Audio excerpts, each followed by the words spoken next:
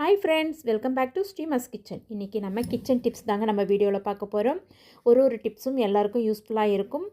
நம்ம வாங்க வீடியோக்குள்ளே போகலாம். இந்த கிச்சன் டிப்ஸ் எல்லாமே நம்ம சமையலில் யூஸ் பண்ணக்கூடிய யூஸ் பண்ணக்கூடிய டிப்ஸ் தாங்க. இப்போ முதல்ல பார்க்கலாம். தக்காளி எப்பயுமே நம்ம வீட்டில் ஃப்ரிட்ஜில் ஸ்டோர் பண்ணி வைக்காமல் வெளியே தாங்க வைக்கணும். அப்படி வச்சா தான் அதனுடைய முழுமையாக நமக்கு சத்துக்கள் நமக்கு கிடைக்கும்.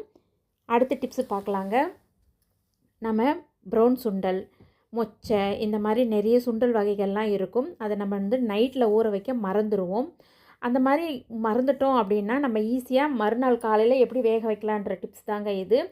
நிறைய நமக்கு பயிர் வகைகள் இருக்குது. அது எப்படி செய்யலாம்னு சொல்லிட்டு பார்க்கலாம். நீங்கள் ஒரு ட்ரையாக ஒரு கடாய் எடுத்து அதில் ரோஸ்ட் பண்ணிவிட்டு நீங்கள் சுண்டல் வேக வச்சிங்கன்னா உங்களுக்கு சுண்டல் குக்கரில் வேக வச்சிங்கன்னா ஈஸியாக இருக்கும். அடுத்த டிப்ஸு பார்க்கலாம். எண்ணெயில் பொரிக்கக்கூடிய முறுக்கு, சீடை, தட்டெல்லாம் ரொம்ப நாள் சிக்கு வடை வராமல் இருக்கிறதுக்கு நம்ம அந்த எண்ணெயில் இஞ்சி துண்டு சேர்த்துட்டோன்னா நமக்கு சிக்கு வடை வராது, ரொம்ப டேஸ்ட்டாக இருக்கும். அடுத்த டிப்ஸுக்கு போகலாம். உருளைக்கிழங்கு நீங்கள் பொரியல் செய்யும்போது மசித்து செய்யும்பொழுது அது கூட ஓமமும் வெந்தயமும் சேர்த்துக்கோங்க. அப்படி சேர்த்துக்கிட்டிங்கன்னா உங்களுக்கு வாயு தொல்லை வராது, ரொம்ப நல்ல டேஸ்ட்டாகவும் இருக்கும். நீங்கள் வீட்டில் ட்ரை பண்ணி பாருங்கள் ஃப்ரெண்ட்ஸ். இதுக்கு முன்னாடி நீங்கள் நிறைய செஞ்சுருப்பீங்க, ஆனால் கொஞ்சமாக மிளகாத்தூள் சேர்ந்துக்கிட்டிங்கன்னா இன்னும் நல்லா இருக்கும். அடுத்த டிப்ஸ் பார்க்கலாம். சாம்பார் செய்யும் பொழுது நம்ம சாம்பார் தண்ணி மாதிரி வந்துருச்சு அப்படின்னா பீர்க்கங்காயெலாம் வச்சு செய்வோம். நம்ம அதில் தேங்காயை நம்ம அரைச்சி ஊற்றினோம்னா அந்த சாம்பார் ரொம்ப டேஸ்ட்டாக இருக்கும். எஸ்பெஷலி நம்ம பீர்க்கங்காய் சாம்பாருக்கு இது ரொம்ப நல்லா இருக்கும், கெட்டியாகவும் இருக்கும், ரொம்ப டேஸ்ட்டு நல்லாயிருக்கும், பிள்ளைங்க விரும்பி சாப்பிடுவாங்க. இந்த டிப்ஸை நீங்கள் யூஸ் பண்ணி பாருங்கள் ஃப்ரெண்ட்ஸ். இப்போ அடுத்த டிப்ஸுக்கு போகலாம். இன்றைய காலகட்டத்தில் நம்ம பிரேக்ஃபாஸ்ட்டு சமைக்கும் பொழுது நம்மளுடைய பெஸ்ட்டு சாய்ஸ்ன்னு பார்த்தீங்கன்னா எங்களுக்கு சேமியாவும் மக்ரூனியும் தாங்க. மக்ரூனியும் சேமியாவும் நமக்கு எப்பயுமே ஒட்டாமல் வராது. அதுக்கு என்ன டிப்ஸ்ன்னு சொல்லிட்டு பார்க்கலாம். ஒரு வாய் அகலமான ஒரு பாத்திரத்தை எடுத்துக்கோங்க. அந்த பாத்திரத்தில் முழுகிற அளவுக்கு நம்ம தண்ணி ஊற்றிக்கணும். அது மட்டும் இல்லை, கொஞ்சம் உப்பு போட்டு அதில் 1 ஸ்பூன் அளவுக்கு நீங்கள் நல்லெண்ணெயோ இல்லை எந்த எண்ணெயோ ஆயிலோ ஊற்றிட்டு நீங்கள் அதை நல்லா வடிகட்டி எடுத்து ஒரு 3/4 பதத்துக்கு வடிகட்டி நீங்கள் எடுத்துக்கிட்டிங்கன்னா நீங்கள் செய்யக்கூடிய ரெசிபி நல்லா ஒட்டாமல் உதிராமல் நல்லா வரும். இது நீங்கள் ட்ரை பண்ணி பாருங்கள் ஃப்ரெண்ட்ஸ். அதிலேருந்து நீங்கள் எடுத்து வச்சு எந்த டேஸ்ட்டில் வேணாலும் செய்யலாம். பிள்ளைகளுக்கு பிடிச்ச மாதிரி முட்டையெல்லாம் கூட அதில் உடச்சி ஊற்றி செய்யலாம். அடுத்த டிப்ஸு பார்க்கலாம்.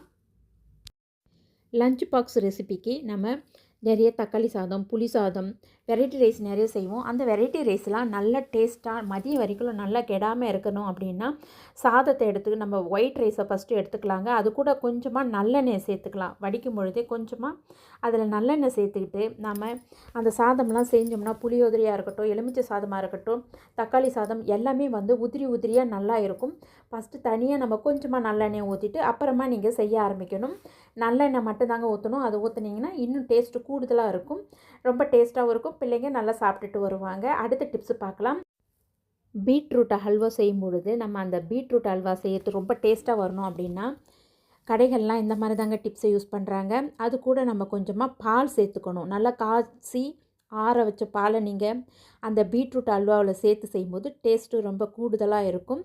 அடுத்தது வெண்ணெய் நீங்கள் உருக்கும்போது நெய்க்கு உருக்குவாங்க.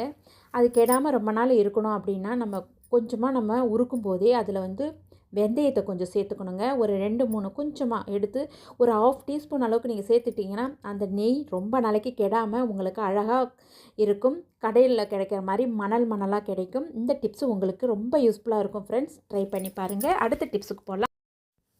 அடுத்தது கேரட் அல்வா எல்லாருக்குமே பிடிக்கும். கேரட் அல்வாவை நம்ம செய்யும் பொழுது அது கூட கொஞ்சமாக பீட்ரூட் சேர்த்துக்கோங்க. பீட்ரூட்டும் கேரட்டும் சேர்ந்து நீங்கள் அல்வா செய்யும் பொழுது டேஸ்ட்டு நல்லா கூடுதலாக இருக்கும். 2ஓட சத்துக்களும் நமக்கு கிடைக்கும்.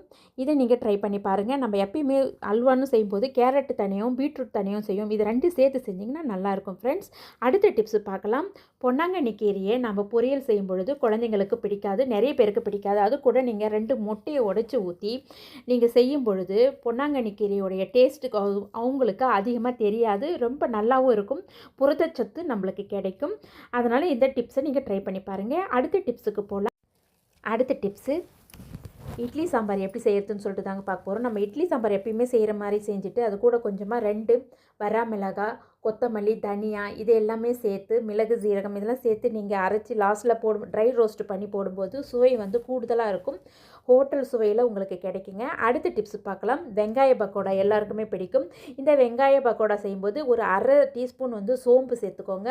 அது கூடவே கொஞ்சமாக நீங்கள் கொஞ்சத்துக்கும் அதிகமாகவே நீங்கள் நல்லாவே சேர்த்துக்கலாம் கருவேப்பிலை. இது எல்லாமே சேர்த்து நீங்கள் வெங்காய பக்கோடா செய்யும்பொழுது வெங்காய பக்கோடாவுடைய டேஸ்ட்டு உங்களுக்கு நல்லா கூடுதல் சுவை தருங்க. இது 2மே தாங்க நம்ம அதிகமாக சேர்த்துக்கும் போது இன்னுமே கிறிஸ்பி நல்லா கிடைக்கும். தோசைக்கு மாவு அரைக்கும்போது அந்த மாவு கூட நீங்கள் கொஞ்சமாக சாதம் வடித்தது எடுத்து கொஞ்சம் சேர்த்து செய்யும்போது தோசை நல்லா மொறுமொறுப்பாக வருங்க. அது கூட கொஞ்சம் வெந்தயமும் சேர்த்துக்கிட்டிங்கன்னா டேஸ்ட்டு நல்லா இருக்கும். அடுத்த டிப்ஸ் பார்க்கலாம். நம்ம சமையலுக்கு குடமிளகாயை நம்ம நிறைய ரெசிபிக்கு யூஸ் பண்ணுவோம். ஆனால் ஒரு மிளகாயை நம்மளால் ஃபுல்லாக யூஸ் பண்ண முடியாது. அதனால் பாதியை கட் பண்ணிவிட்டு பாதியை நல்லா ஒரு பாலித்தீன் கவர் எடுத்து டைட்டாக நீங்கள் கட்டி ஃப்ரிட்ஜில் ஸ்டோர் பண்ணி வச்சிங்கன்னா அந்த குடமிளகாய் நீண்ட நாள் கெடாமல் இருக்குங்க. நம்ம எடுத்து அடுத்த ரெசிபிக்கு யூஸ் பண்ணிக்கலாம். இந்த டிப்ஸை நீங்கள் ட்ரை பண்ணி பாருங்கள் ஃப்ரெண்ட்ஸ். பூண்டை நம்ம சமையலுக்கு யூஸ் பண்ணும்பொழுது உரிக்க ரொம்ப சிரமமாக இருக்குங்க. அது நீங்கள் கொஞ்சம் ஒரு 1/2 மணி நேரம் வெயிலில் வச்சு உரிக்கும்போது ஈஸியாக உரிச்சிடலாம். அது மட்டும் இல்லை, சமையலுக்கு யூஸ் பண்ணும்பொழுது பூண்டை முழுசாக போடும்போது அதனோட சுவை வந்து லைட்டாக தான் இருக்கும். நீங்கள் கட் பண்ணி போட்டிங்கன்னா அதனுடைய கார சுவை உங்களுக்கு கிடைக்கும். அதனால் உங்களுக்கு கார சுவை அதிகமாக வேணுமா இல்லை லைட்டாக வேணுமான்றது நம்மளுடைய டேஸ்ட்டுக்கு ஏற்ற மாதிரி நம்ம போட்டுக்கலாம். குழந்தைங்களாம் யூஸ் பண்ணுறாங்க அப்படின்னா நீங்கள் வந்து முழுசாகவே போடலாம். கொஞ்சம் பெரியவங்களாம் யூஸ் பண்ணுறாங்கன்னா நீங்கள் கட் பண்ணி போட்டுக்கலாம். ஃப்ரெண்ட்ஸ், இந்த டிப்ஸு ரொம்ப யூஸ்ஃபுல்லாக இருக்கும் உங்களுக்கு. இன்றைக்கி பார்த்த டிப்ஸ் எல்லாம் உங்களுக்கு ரொம்ப பிடிச்சிருக்குன்னு நினைக்கிறேன் ஃப்ரெண்ட்ஸ். உங்களுக்கு பிடிச்சிருந்தா நம்ம சேனலை லைக் பண்ணுங்கள், ஷேர் பண்ணுங்கள். இந்த மாதிரி நிறைய வீடியோஸ் நம்மளுடைய சேனலில் இருக்குது, நீங்கள் பாருங்கள் ஃப்ரெண்ட்ஸ். தேங்க்யூ ஃபார் வாட்சிங். Wish you happy cooking friends.